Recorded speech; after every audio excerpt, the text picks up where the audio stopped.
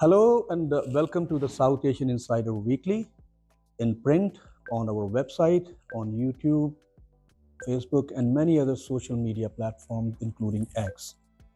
I'm Sunny Sharanjit Thind, editor in chief and publisher of the South Asian Insider. And today we are at a great place of importance for the Indian American community, diaspora. We are in Indian Consulate in New York.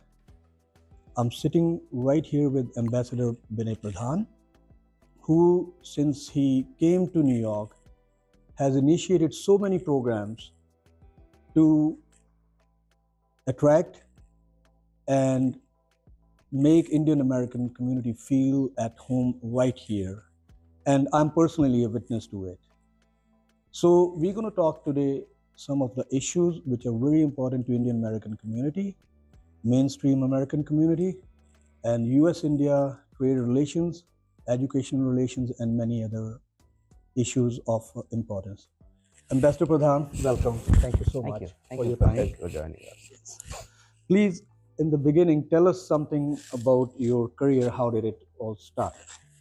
Oh, but before that, thank you. Thank you very much for joining us here and through you to the South Asian insiders, the opportunity to have a word with you, discuss about issues which are of importance to the diaspora is something important for us, One. and I truly appreciate for this opportunity. I'm a civil servant. So in India, it's a structured diplomatic service. So I joined the diplomatic service way back in 2002. So I have been in public service now for 24 years. And generally, the way it happens in India, after you join the foreign service, you generally go for 3 years to a foreign country. And after you do 2 or 3 assignments abroad, you come back to the headquarters to the Ministry of Foreign Affairs. So in my journey of 24 years, I have been posted in places like Russia, in Turkmenistan, in Central Asia, in Pakistan. Before coming here, I was working as our ambassador in Tanzania. Before that, I was working as our deputy ambassador in Moscow. And since January 2024, I have been Consul General in New York City. So generally, the service takes you to different parts of the world, and like I said, we generally stay there for about 3 years. So that's how it operates. It's a structured civil service. So I'll say the Indian American community here is very fortunate that at this critical, important time, Ambassador Pradhan is leading the consulate. Because my next question, US-India trade relations, it's a huge issue which is being discussed, and two countries where the concept is first it was called un-China, now China plus one, where India and US have huge trade relations. There's a treaty being talked, and I would like to ask Ambassador Pradhan, what are your views? What you have to say? Where we are at these trade negotiations? Um, as you know, in February this year, we agreed for a framework that will have the trade agreement. The negotiations are at a very advanced stage. I'm not part of the trade negotiation because I'm based out of here. But what I understand is that things are all going well, and the issues are thrashed out. And sometime soon, the trade deal should come through. That's what I hear. Sure. But I would say that if you look at the trade relationship, look at the year 2000. Our bilateral trade was only $15 billion.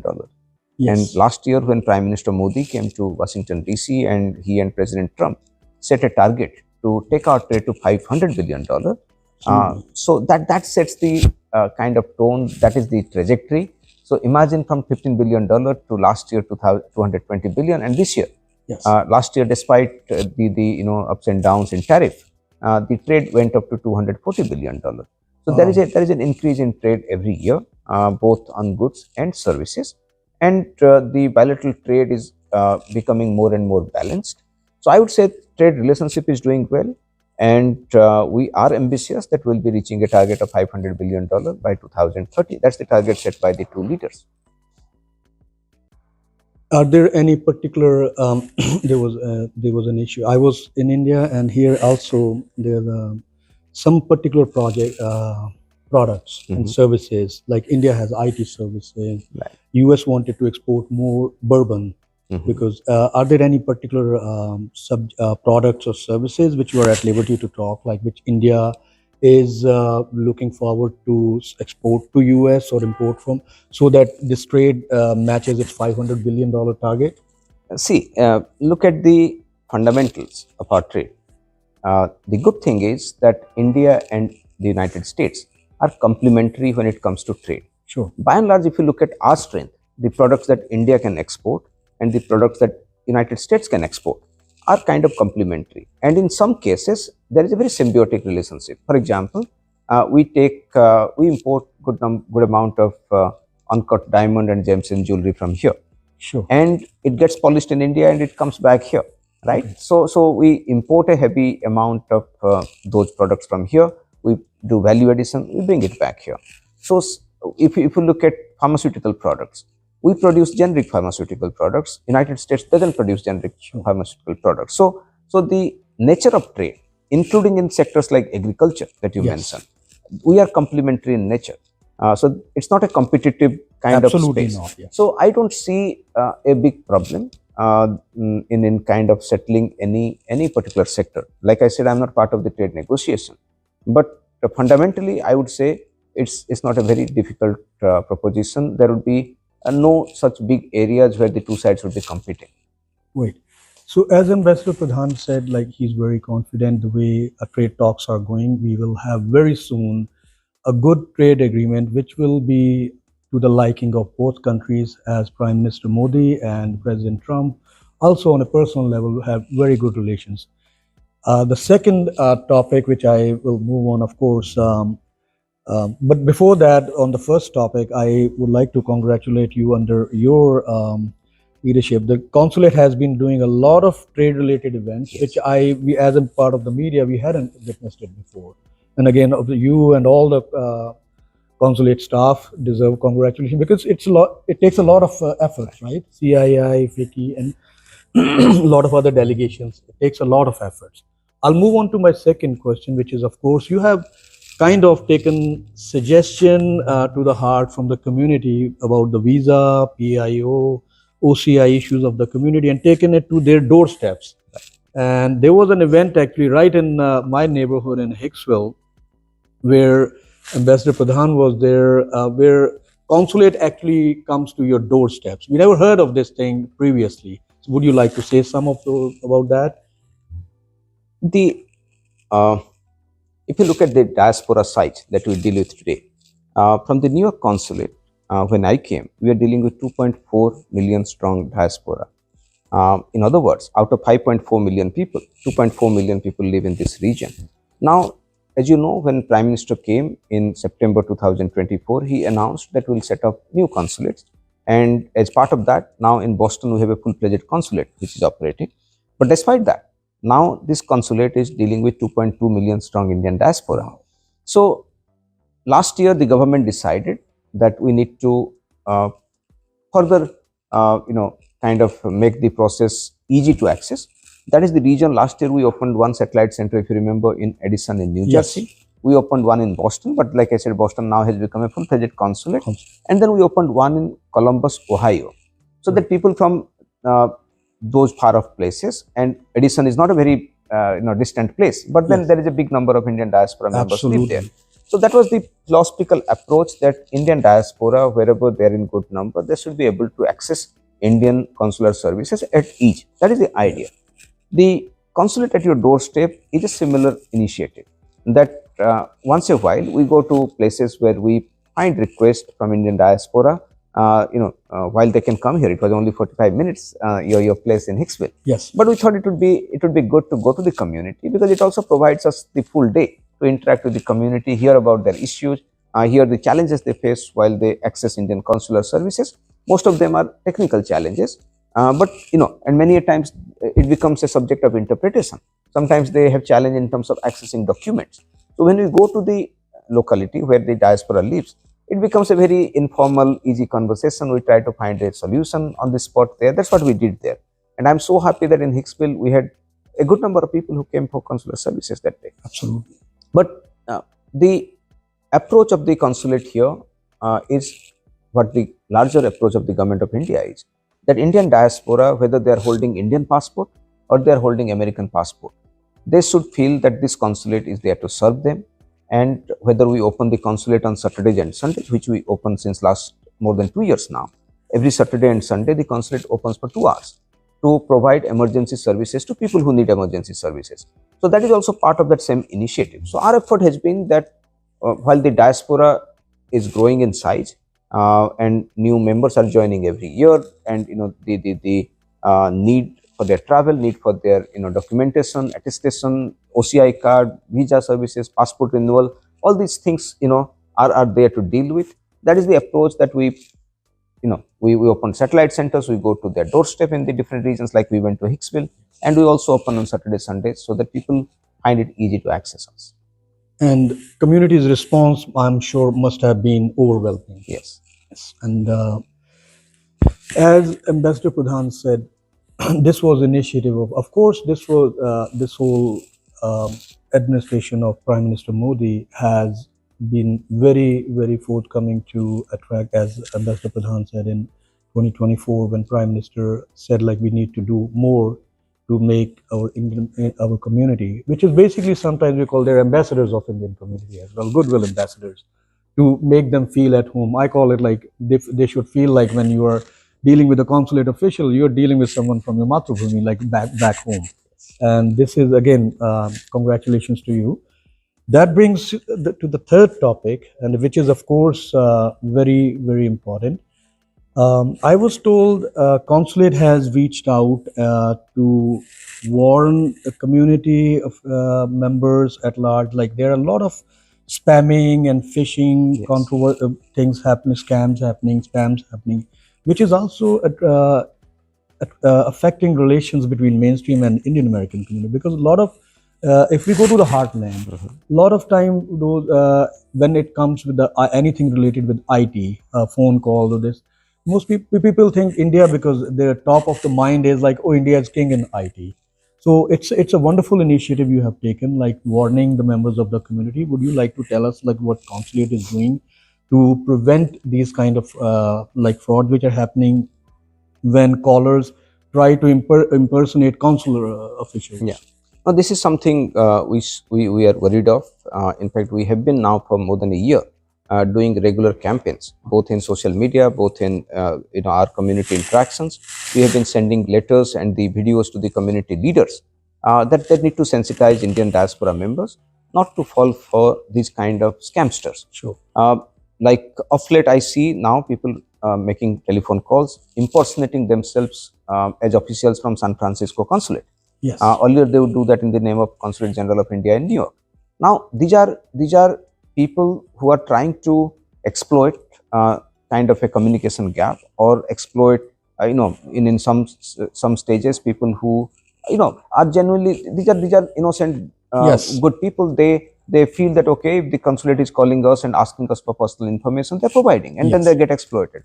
So I would, through you, I would urge your viewers, your readers, not to fall for these kind of scamsters. Please believe, please trust us when we say that the Indian consulate or Indian government or Indian embassy, we never call people for their personal information. And all our details are there in our website, in our social media. We have been reaching out to you on this particular issue. If you come through a call like this, first of all, ignore, and second, report to the appropriate authorities as you have put in our website. As Ambassador Pradhan said, the same thing which is happening in yesterday, there was a front page article in Wall Street Journal. Like there was a informed attorney couple. They got a call that, oh, you didn't report it for notary duty, and the marshals are coming to arrest you, deputies are coming to arrest you. The common sense, presence of mind is the main thing. Like just like FBI says, IRS will never call you. IRS will never call you. FBI will never call you. They'll show up at your door if there is something, you did something wrong. And as Ambassador Pradhan said, consulate will never call you. So the main thing is common sense. Hang up the phone. The best thing is when you get a call like this, hang up, because Very this right. is a spam call. This is one of out of million. It's on auto dialer. The best thing, you don't need to find out where the call came from. Just Just end up the call, block the number, report it as spam to Google. That's the best thing.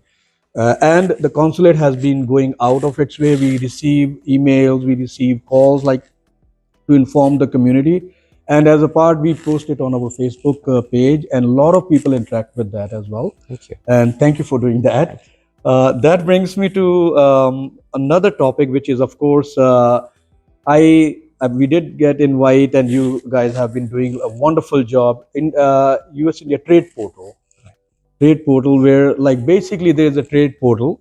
If you are not aware, I'm sure you know about this, but if not, we will like Ambassador to talk about this. You can go and find out anything about in what India exports to US, what India imports from US, and the names of the exporters. And Ambassador Pradhan, you can tell a little more to our readers and viewers. So the India USA Trade Facilitation Portal was launched on 8th of April. It was an initiative of the Consulate General of India in New York in association with our other consulates and our embassy in Washington, D.C. But we consulted our Ministry of Commerce, we consulted Ministry of External Affairs, we consulted all the export promotion councils of India in different sectors, both in goods and services. The idea was to link Indian exporters directly with American importers. With the kind of background that today our trade is $240 billion, we have to take it to $500 billion.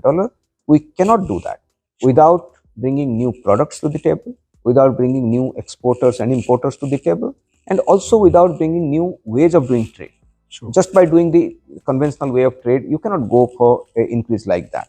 Now, the trade portal facilitates that. So, for example, in the trade portal, so far in last 3 months, we facilitated interaction of Indian exporters with American importers, even including giants like Costco. We organized an event with Costco, we did one with Walmart, we did one with Amazon, we did one with Lockheed Martin, where Indian exporters could understand how to be part of the supply chain, how to enter American market, what are the regulations, what are the compliances, what are the specifications, even including packaging standards. Of course. Even, what are the products a Costco would like to import from India. So it was more like hand-holding our exporters, and that's why we are targeting the MSME sector, because the big exporters from India or big importers from here, many a times they don't need me. They don't need the government of India or our channels. It's the MSME sector from India who have the true potential to enhance our export. This portal is helping them. We also organized a digital exhibition, and this was the first digital exhibition I saw in my own life, where 30 Indian exporters in the textile and garment sector, they displayed their products digitally. It was more like a digital booth. You'll feel as if you have gone to Jacob Jervis Center, where you are seeing the different Indian companies with their name. It's more like a digital booth. And the American importers, 40 of them participated for 4 hours.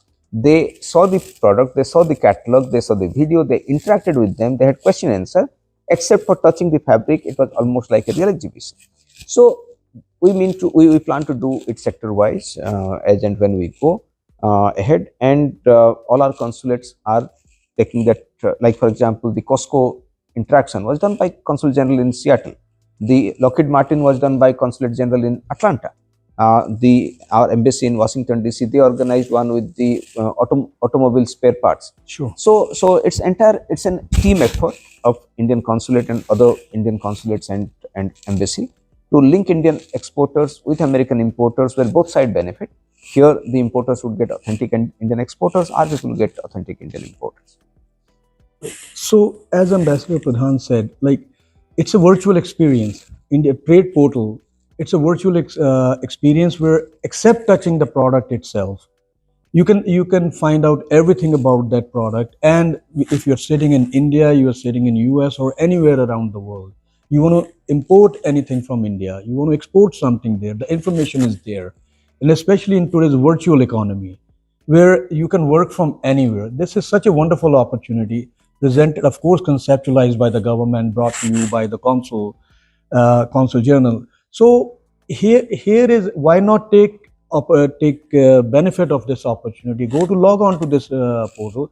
Ambassador Pradhan, if you can just one line tell the name of the portal. I definitely want a lot of youngsters. We'll give you the link. I would request you to put in. Sure, I will. In the thing. Sure. So it would be because there are one is the link to the portal Sure. and one is the link to the registration. Sure. I would urge the business community of India to benefit from that. It's a free portal. You don't have to pay anything to join the portal, and it's a government portal. So your data, everything would be safe. So please join the portal either as importer or exporter, depending on what you are doing in the India-US trade corridor. But like I said, it's a $240 billion trade going to be $500 billion. Please join it to take the benefit of that. So if you're reading about this article, the link is provided in the write-up. If you are watching this, we'll provide the link in the video. So visit this website to see how beneficial this is for importers and exporters, the both side, and how much effort went into this to make this a really useful portal. And it'll only become successful if it's adopted by more and more users. Yes. So that brings me to there's an issue I have been talking, but before that, I just wanted to pick up a small thing from your resume. I just saw you set up were instrumental in setting up IIT Madras in Zanzibar. Tell us something about that. How, because it's in a different country. Of course, our IITs are basically our like the gold standard That's true. everywhere. And there was one which was I think they have announced a technical tie-up from IIT Mumbai to University of Old Westbury. Right. And I was sitting with another Farmingdale University president, and we were talking about. He's like, "Oh, these guys, we would like to do something there." And I'm like, "Okay, but this has already been done, and Long Island One University has already gotten it." So tell us something about this Okay.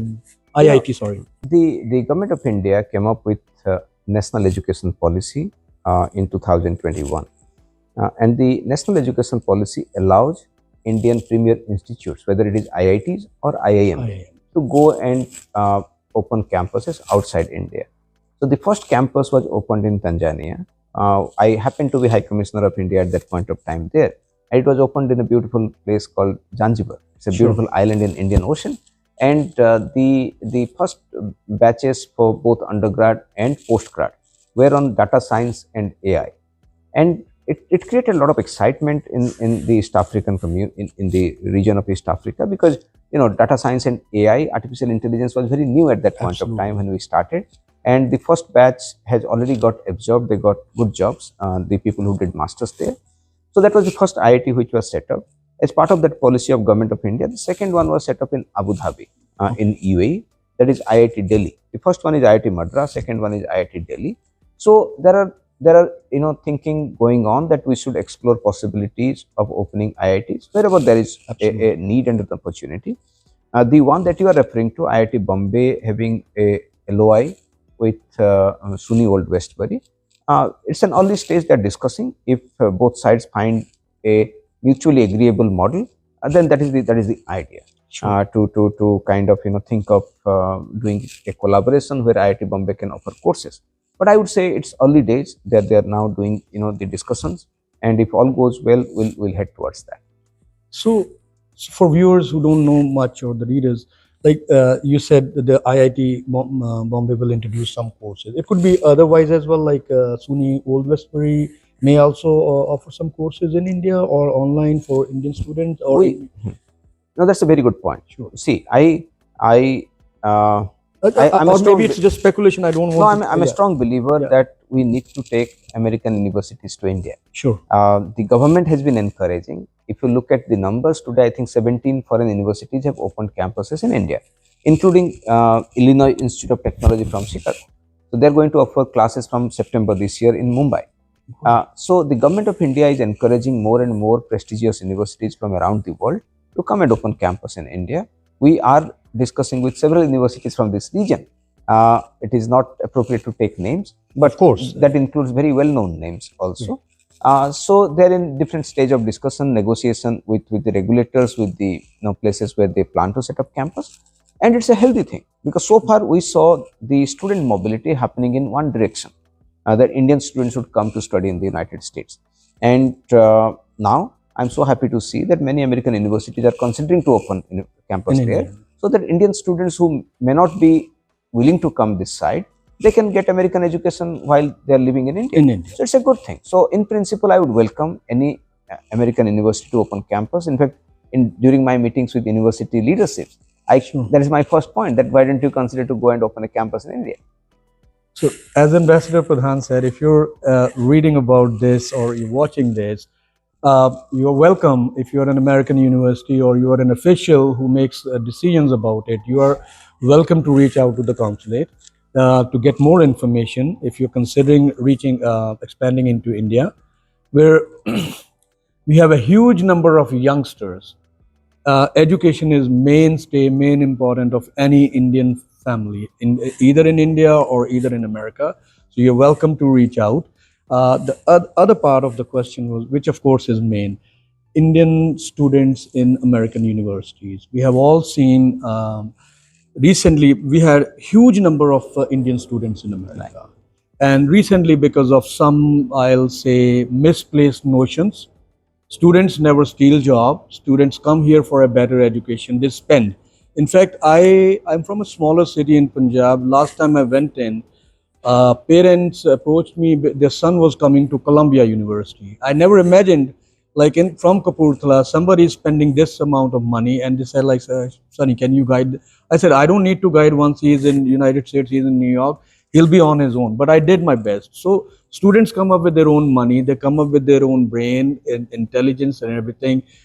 No student, these students at the highest level, not stealing anybody's jobs. So what would you like to say right now? Where are the student numbers where they were like a year before? Where do you see these relations a little while from?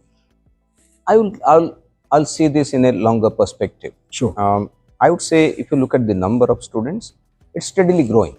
Okay. So earlier it used to be in the range of 150,000. Then we saw it coming to 200, 250,000 range.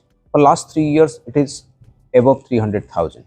Now, last year, I think the number was at some point of time, because the number keeps fluctuating, because here every semester the number changes. So I'm referring to US government statistics.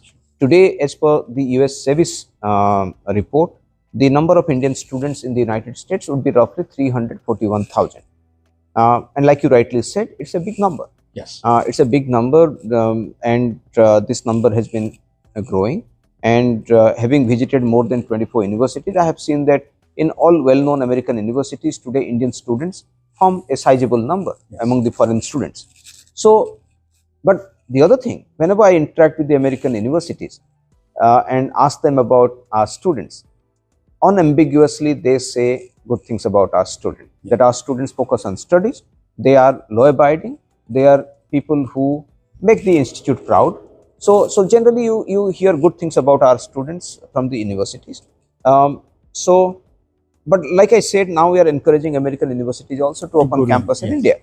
So it would also provide further opportunity for our students. If they want to study with American education, they can do that back home in India. But the number is increasing in last 3 years, like you said. We see the number crossing 300,000.